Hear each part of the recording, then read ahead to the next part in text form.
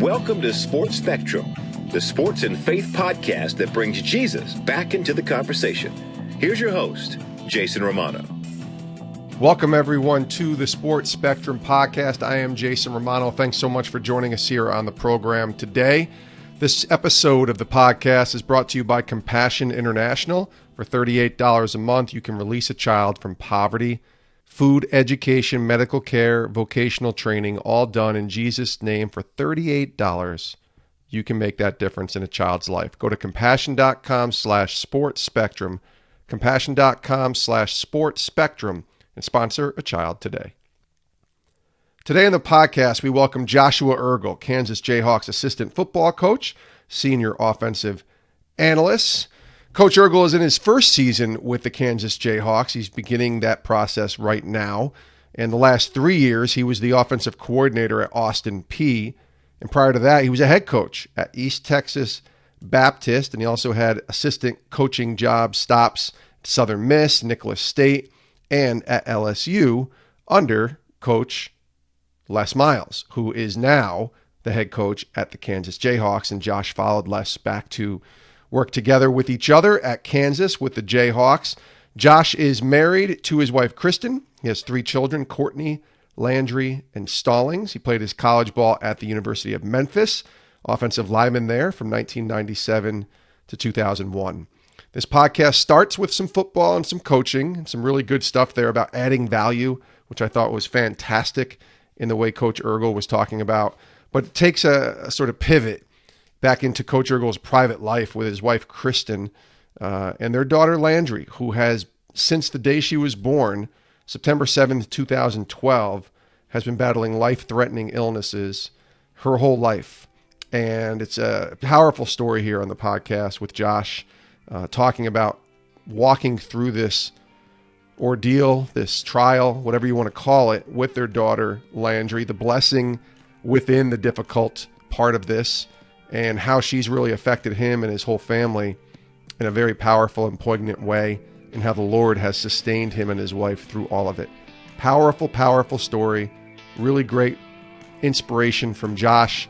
Please take a listen here. Joshua Eargle, Kansas Jayhawks senior offensive analyst, here on the Sports Spectrum podcast. Josh, welcome to the podcast. Hey, thanks, Jason. I've been a great long-time listener of your great podcast, and just an honor to be on today.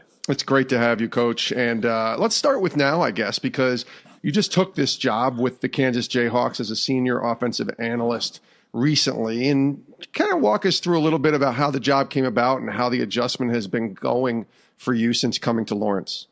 You bet. It was really a blessing for me and my family. We had previously worked with Coach Miles in 2009. When he was at LSU, and with him starting up a new program here at Kansas and getting it back going in the right direction, it really just kind of came about through during the convention time when a lot of college jobs are kind of getting solidified and recruiting's in high demand, and so we kind of jumped in with him and had a brief conversation then, and were able to get up here to Kansas and are beginning to make our home here in Lawrence. That's great. How's it been going so far for you?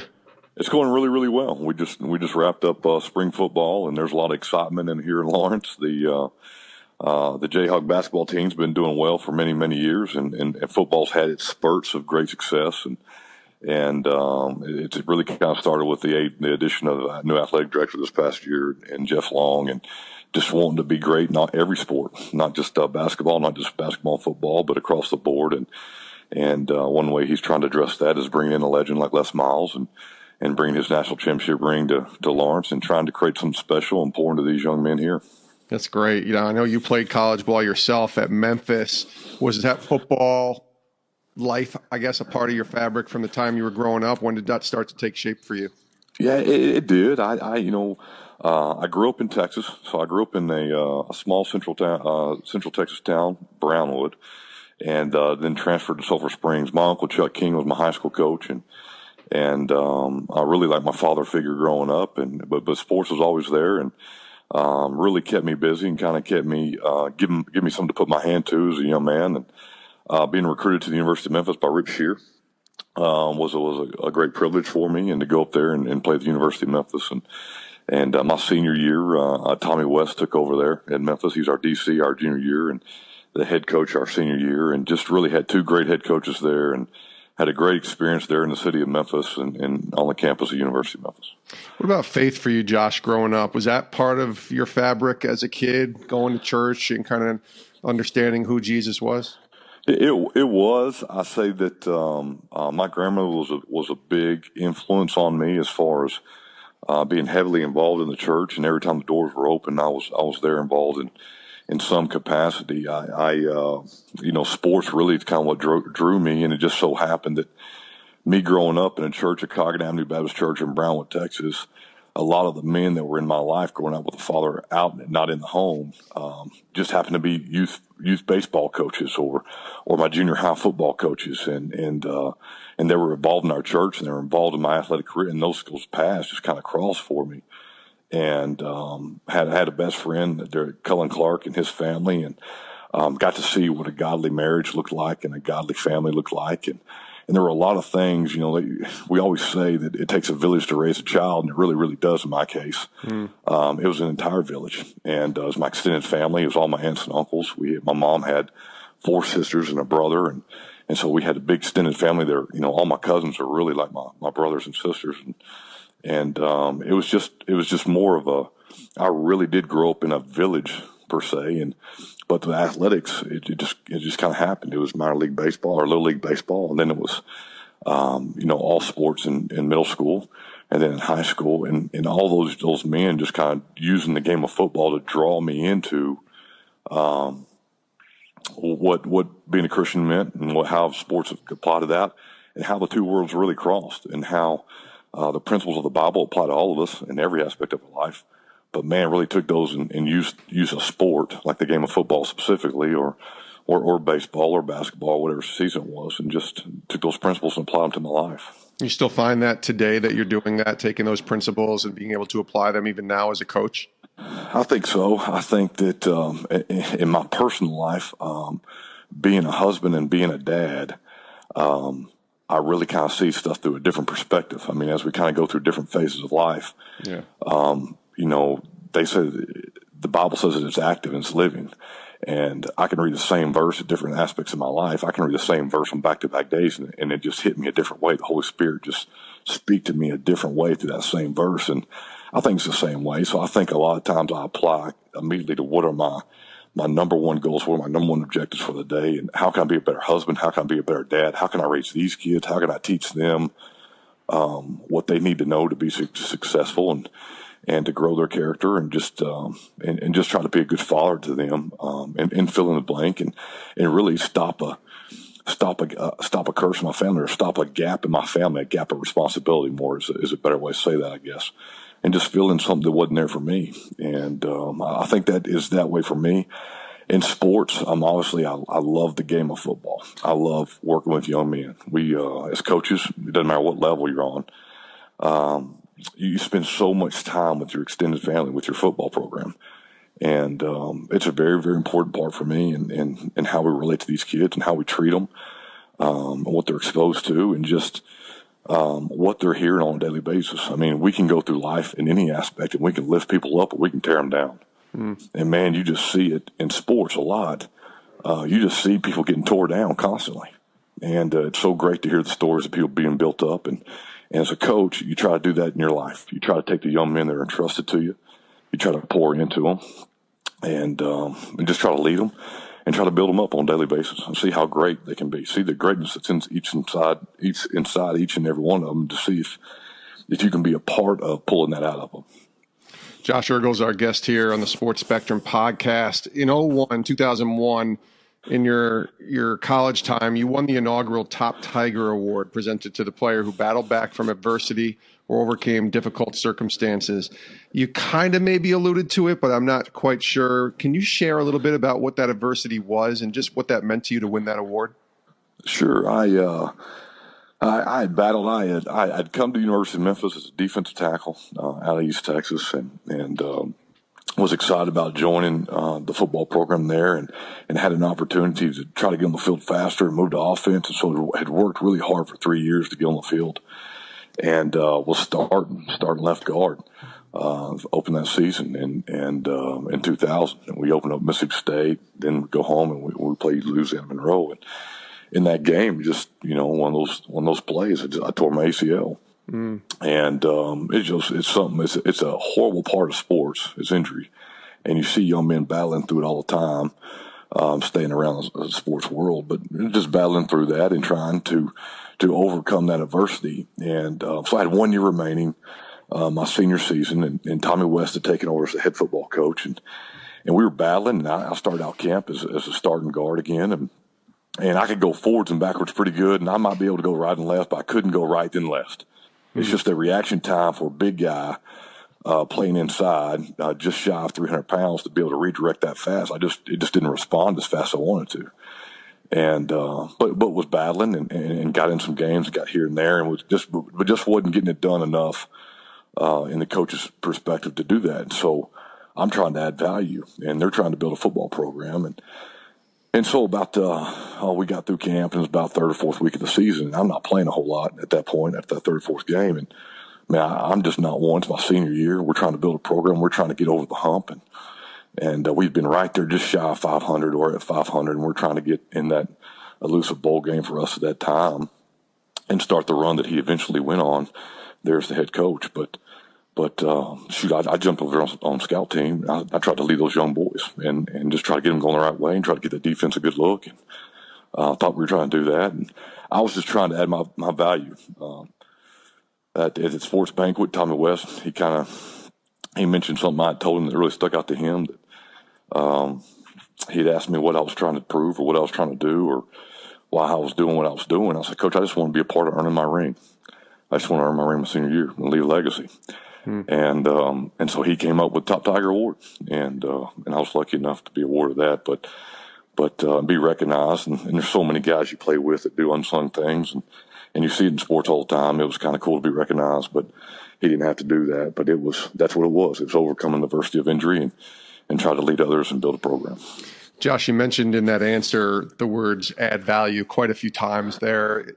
Let's talk about that for just a second. That's not on my list of questions per se, but I really think so many people believe that they can't add value unless they're the big star, especially in sports, but even in life, or unless they're the top dog. And speak into that a little bit about what that means to add value, because like you said, you couldn't do what you used to do, but there was still a purpose and a plan and a place for you in that program. Now that you're a coach and you probably see this all the time, expand on that, why that's so important for every person to understand that they can add value. Oh man, that's what's so beautiful about team sports. Yeah. I mean, it's so unifying about team sports is that we all have a role to play. And, we Sports Center's got us looking so much at seeing who made the big dunk or the big grand slam, walk-off grand slam, or made the big catch to win the game. And we celebrate those. And that's a big part of the game. That's a big part of what we do. But, man, there's so many plays that led up to that play. Who put us in position? How many guys were on the field? How many guys were on the court to really put us in a position to hoist up that young man to be able to make that play?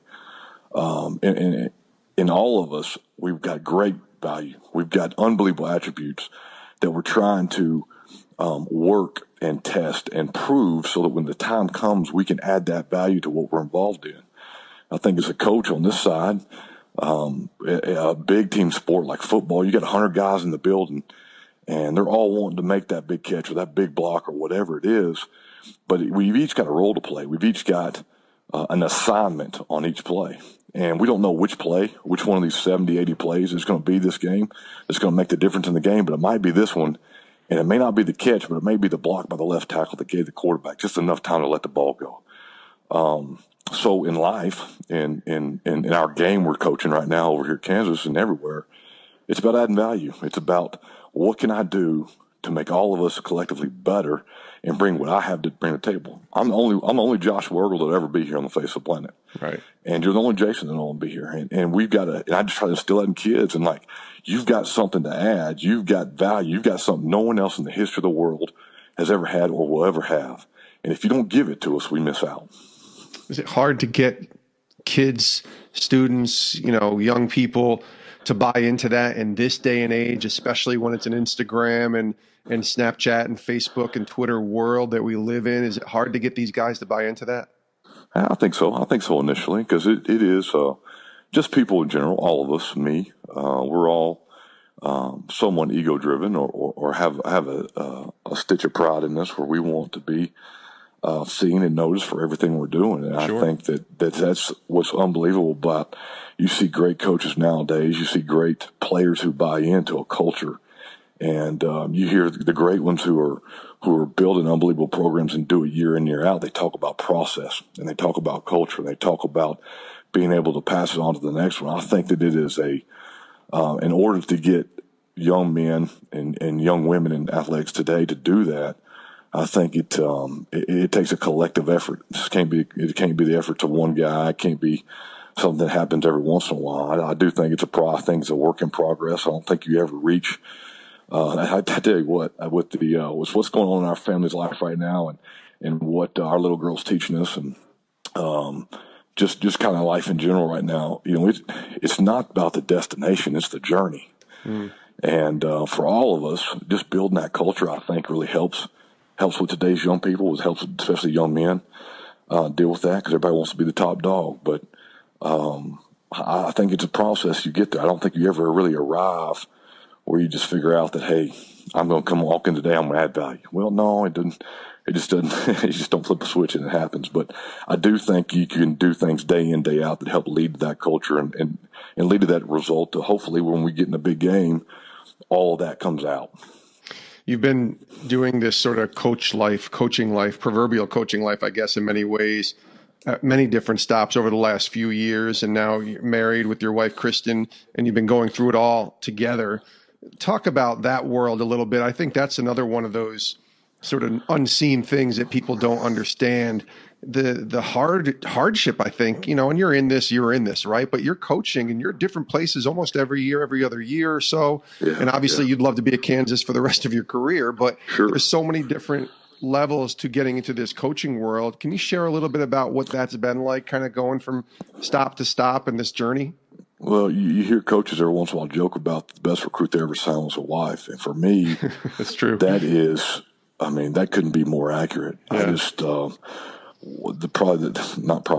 second best decision I ever made in my life, right behind accepting Jesus Christ, my Lord and Savior, is asking Kristen to marry me. She is the rock of our family. She kind of says she's glue that holds us all together, but she has been a unbelievable helpmate. I've enjoyed going through life together with her, but she's my home team, and together we've added 3 more individuals to our team. But yeah.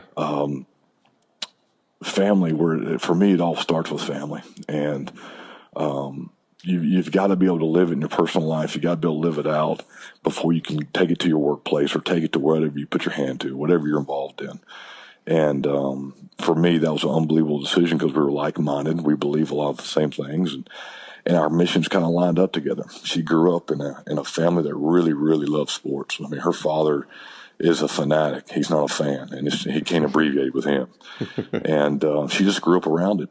Her family grew up going to athletic events and being involved in it, and all she ever wanted to be was a sports reporter.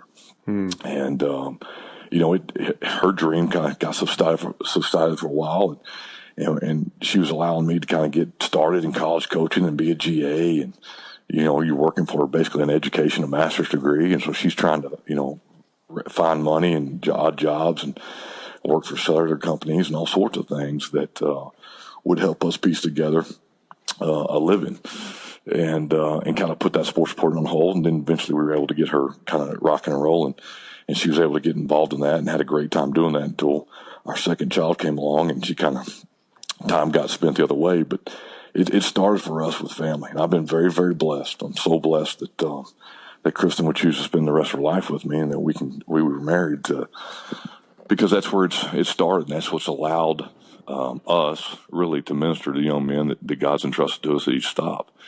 For us, it's a family business. It's not something I just go out there and try to conquer the world on, but it's really each stop somewhat calculated. There's a lot of prayer that goes into it. It's very thoughtful about where we're going, what we're going to do, and how it works for our home team. So it's been unbelievable.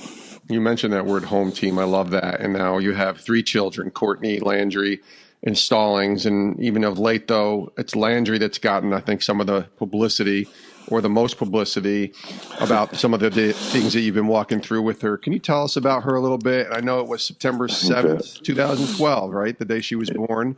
It was. And just how your life changed forever in many ways when she came into this world.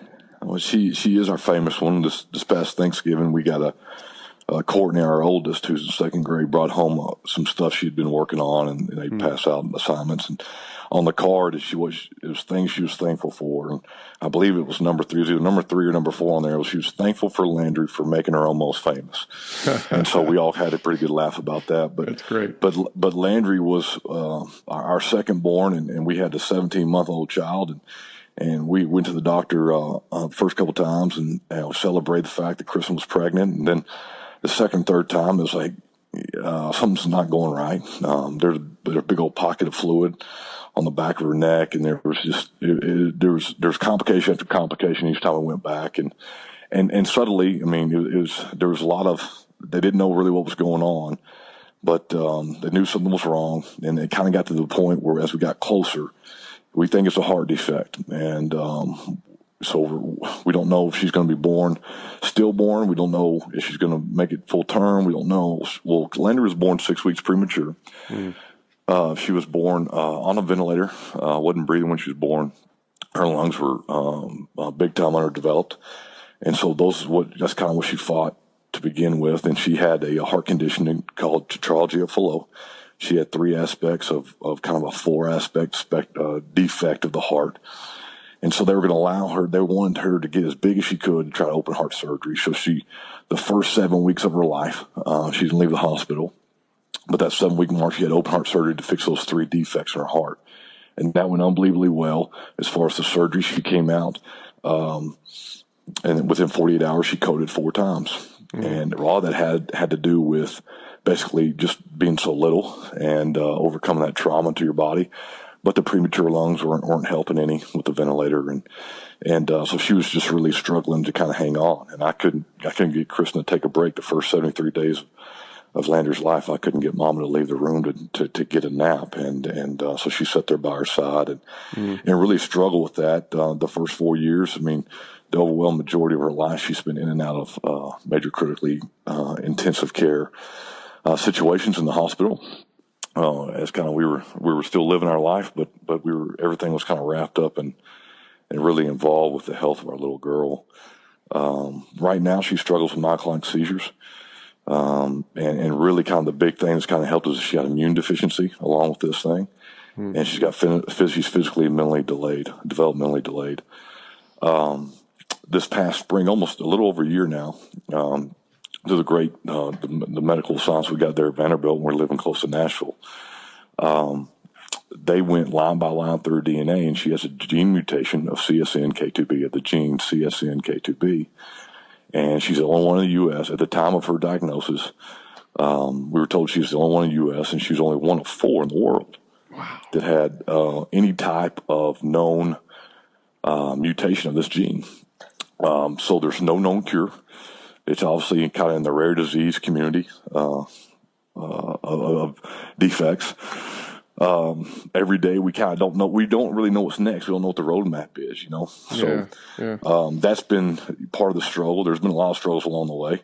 I tell people all the time, I said, hey, listen, 6.5 years ago, if you'd have told us, hey, you guys are fixing to go through this, and this is what's going to happen, and this is where you're going to be in 6.5 years, I think Chris and I looked at each other and said, we can't do that. We can't, there's no, that's not happening. There's no way. I think that it was a day-by-day journey, and to kind of get where you're at, and the kind of, the scary part of all of it is that you don't really know what's next for Landry. You don't know. They can't tell you. We're excited now that we've got a diagnosis finally after 6 years, but we're kind of still in this place where, well, what's next? Well, we don't know. We're kind of watching her to kind of figure out that for the next kid, or if somebody's unfortunate to have the same type of mutation. So that's really where the past 6 years, I mean, we're just different people. It's somewhat out of necessity, but really out of the sovereignty of God.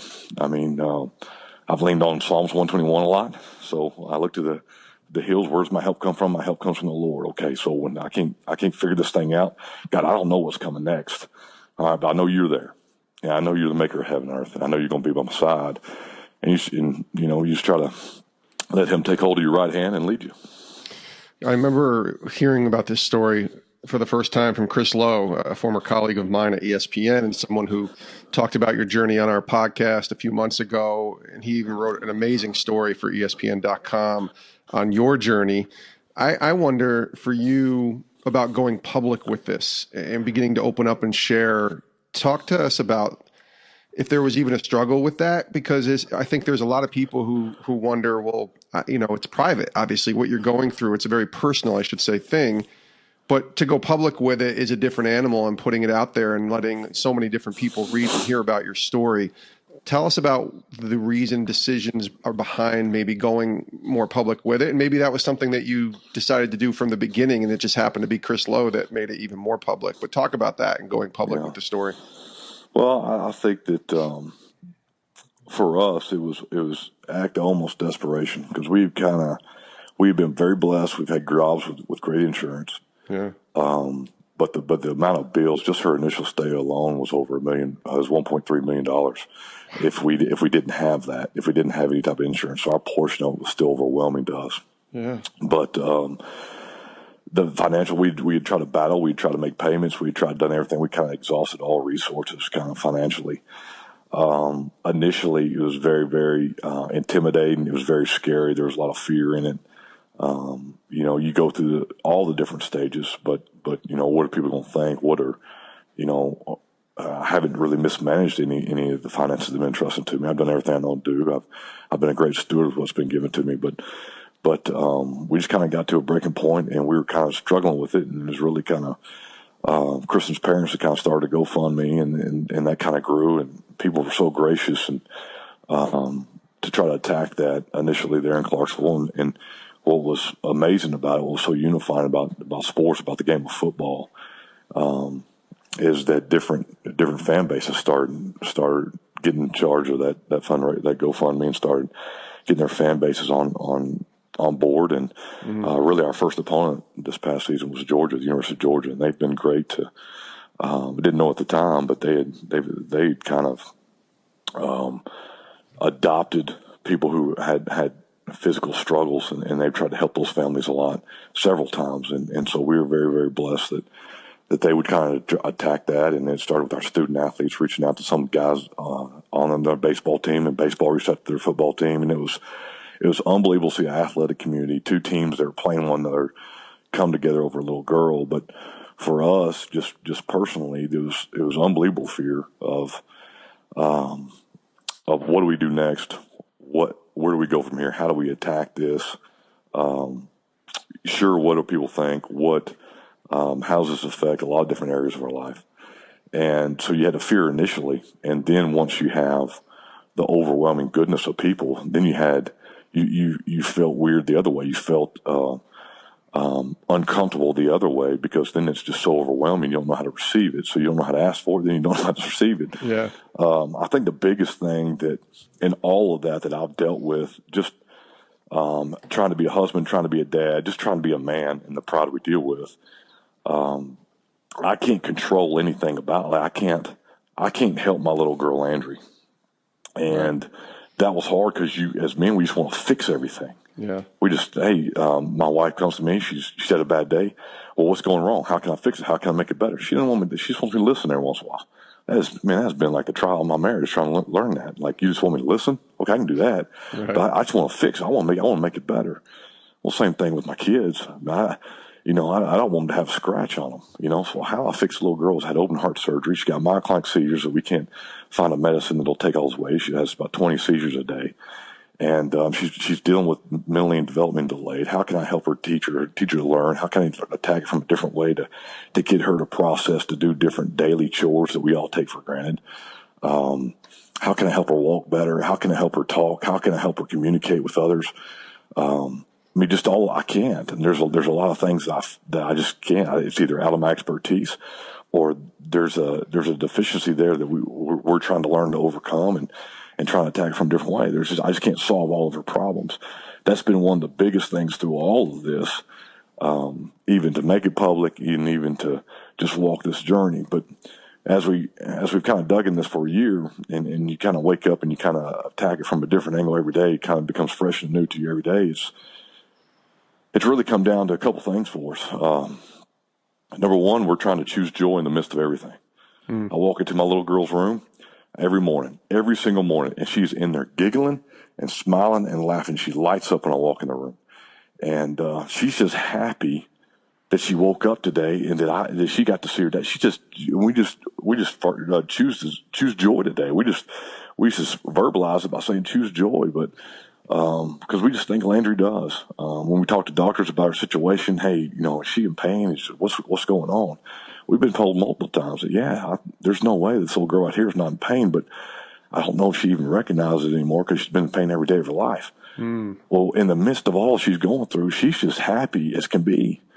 And that has rocked Kristen and I's world because, man, we go through adversity all the time. Apart from Landry, just in my work, which is not as big as the adversity Landry faces, but man, we go through tough times in every aspect of our life. Well, how do we attack those things? How do we battle through our adversity? Do we do it with a smile on our face? We put a smile on our face and a smile in the heart, and we choose joy in the midst of it, knowing that the battle's already won. We just need to walk the journey. And what are we learning through this thing? I think we've really grown up in a lot of ways that way. That's amazing. But the second thing is that we can't really fix it. It's kind of out of my control. There are a lot of things in other parts of my life that me and Kristen and everybody really faces that are somewhat out of our control. But if we can lean on the one who holds yesterday and today in his hand, he promises that he'll take hold of our right hand. And he says, "Do not fear, for I'm the Lord your God, and I will walk with you." Well, am I going to trust him for what he said or not? And so, whether it's choosing joy or whether it's learning to lean on him when I can't see the result and how it's going to all work out, man, I think those are two major things that have just, in the back of your head, but when it goes to 16 inches or so from your head to your heart, I just think it changes who you are. Last couple of questions here, Josh, on the podcast. Is there a great lesson that you've learned in this process from Landry? You've talked about choosing joy, but just maybe, I always say adversity is our greatest teacher, right? Yeah. So yeah, absolutely. What's the greatest lesson that Landry's taught you? Well, I think that just as I said, I think that I can't handle everything. I can't fix it. So where am I going to draw my strength? Who am I really going to trust in? Either the Bible's true or it's not. Even every word in that book is true or it's not. Either God is who he says he is or he's not. And just learning to trust and to dig in there and to really make that a part of who you are and to live it and try to live it. One way we're trying to do that is people have been so generous to us, we're trying to give back to others. So Chris and I started a nonprofit organization called Ruler of Hope. Landry's name is Landry Hope Eargle. Landry's meaning ruler of. And so we're trying to use, in her name likeness, we're trying to make an organization that would offer support, whether that was prayer, whether that was an encouraging letter, whether it was an encouraging note, or even financially, if we're able to give to others, number one, and number two, to help fund research for rare disease and specifically along the lines of gene mutations. And how can we help? How can we give back to others? How can we use the platform God's entrusted to us? And how can we use the adversity that we're going through with our little girl to affect other people's lives positively? And I think that me personally, and I think others, that when we go through something, when we're going through this adversity, we can't handle it. We're trying to choose joy in the midst of our struggle. Are we going to be focused on us, or are we going to be focused outwardly? And so that's what we're trying to do. That's what we're trying to use this organization, and we're trying to use it as an example of, listen, there's tough times, there's adversity, there's things you can't control. This is how you handle it, and this is how you get the focus off of your adversity, and you try to go bless somebody else, and you try to go help somebody else in the midst of their struggle, and take your mind and take your thoughts off yourself, because other people are going through harder things. They're going through more difficult things, and they need you like you need them. And so all of us together, just like a team, just like this football team here at Kansas, we all need one another to win a football game next year. It's going to take all of us. Well, in life, it's the same way. We need each other. it can't be division. It can't be people fighting and struggling. It's got to be a unifying thing. There's got to be a common thread through all of us that we realize that, you know what, that person I walked by on the street today, they're struggling, man. They're going through some tough stuff. What can I do in my little world? How can I add value to their life and pour my life into them somehow, some way? Maybe a small thing, maybe a note, maybe a smile, maybe a great comment. I mean, who knows? But how can I help them through what they're going through? And just taking that focus off of your battle and putting it into their battle. Josh, you mentioned the nonprofit Ruler of Hope. Is there a website or a place people can learn more about it? It's rulerofhope.org. Okay. And we'd love for anybody to go there and just check it out and just read and pass it along and just spread the word of what Landry's gone through, and maybe we can help somebody else out there. That's great. Last question, and I really appreciate your time, Josh, on the podcast. What are you learning from God right now? That's a question we ask all of our guests. You've mentioned a lot of lessons that you've learned and a lot of different things that you've learned from Landry and from this whole sort of ordeal, I guess, that you're walking through. But what is God teaching you today, right now? What are you learning from him? All right, so this is this week. This is about as relevant as I can get, Jason. And Habakkuk 3:18. Yep. It says, "Yet I will rejoice in the Lord. I will be joyful in the God of my salvation." And when I came across that, I was like, "Are you kidding me?" And that's exactly what I'm going through. But that first little word, that 3 letter word, man, it grabbed me. Yet, a little small preposition. Yet, meaning there was a lot of struggle going on, bro. There was some stuff that, man, it was just bad. There was adversity of some type. There was something that's going on. And he says, "I'll trust in the Lord. I'll trust in the Lord, the joy of my salvation." So, yet, even though I go through tough times, even though other people are struggling, even though somebody really, really close to me is going through something that's completely unfair, man, it's just, we live in a fallen world, and golly, I can't believe that happened to that family, or I can't believe that they had to go through this struggle, or whatever. No matter if it's me or somebody close to me, man, I'll trust in the Lord. And I just think that's one of the things that is going from words on a sheet of paper out of a book into my heart right now. That's really good. He is Josh Eargle, Kansas Jayhawks assistant football coach, senior offensive analyst. Again, the website for the nonprofit, the Ruler of Hope, is rulerofhope.org, rulerofhope.org. And obviously, Josh, we wish Landry nothing but the best. We wish your whole family, the home team, all the best going forward. And if there's anything we can do to continue to help you and get the word out on any of this, please let us know. And thanks again for being here on the podcast, Josh. Yeah, thanks, Jason. My pleasure. Powerful stuff there from Joshua Eargle here on the podcast. Again, that website, rulerofhope.org, rulerofhope.org. Check it out. You'll see a picture of Landry right on there. And what a beautiful girl she is. And even on the website, I'll just read it. It says, "Our inspiration is our ruler of hope, Landry. Her smile captures the room, her joy fills it, and her story inspires it. Landry is the first in the United States to be diagnosed with the condition of a rare gene mutation of the CSNK2B gene." Think about what I just said, too. The first person in the United States. There's how many people? Hundreds of millions of people in the U.S., and she's the first. She battles myoclonic epilepsy, intellectual disability, a congenital heart defect, and immunodeficiency, and spent the first 73 days of her life critically ill on life support, enduring a major open heart surgery and surviving 4 codes.